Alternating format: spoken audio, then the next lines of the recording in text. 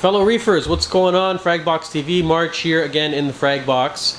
And as you can see, the store looks a little different right now. That's because it is midnight and I'm here late unpacking corals. This is one of the fun parts of being an LFS, a local fish store owner, if you sell corals.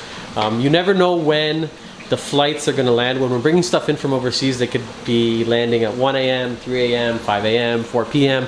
So I find myself here many late nights alone for hours on end, and that gives me ideas for videos. Anyways, I'm walking by Dylan's tank and I notice all of these little white things on the glass. So this is what inspired me today to talk to you. I'm also lonely and it's midnight, but anyways, these are Asterina Starfish.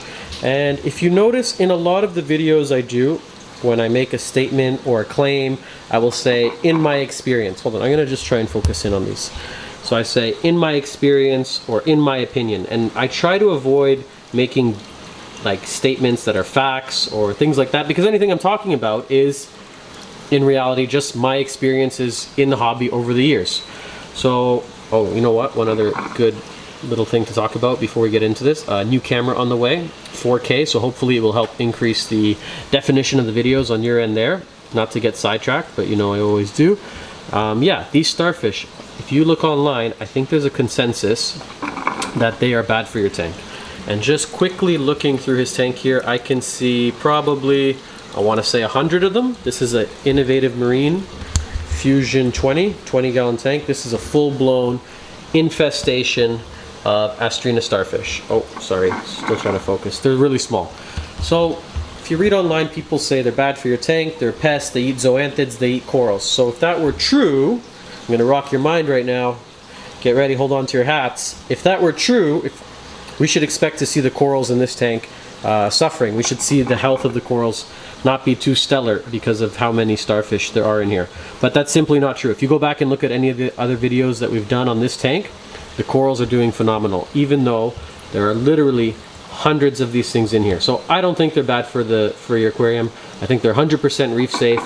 I think you should leave them alone. It's good to have them in there. They're not going to hurt anything. I see that if a coral is already suffering, like let's say you had some sort of softie or zoanthid that's already melting or not happy, for some reason these starfish are drawn to that rotten tissue or flesh. And I think a lot of reefers and hobbyists think that the starfish may have killed the coral or is hurting them, but I think it's simply untrue in my experience. So I just want to quickly share that with you. But if you have a lot of them in your tank, you know, when in doubt, take them out. That's always my my policy with like any sort of things like this. I'm not going to call them a pest.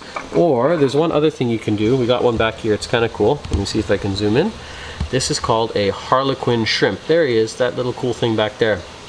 And all he eats is, you guessed it, starfish. So this guy is in an all-you-can-eat buffet of starfish. He's in heaven in this tank. He's never going to run out of food.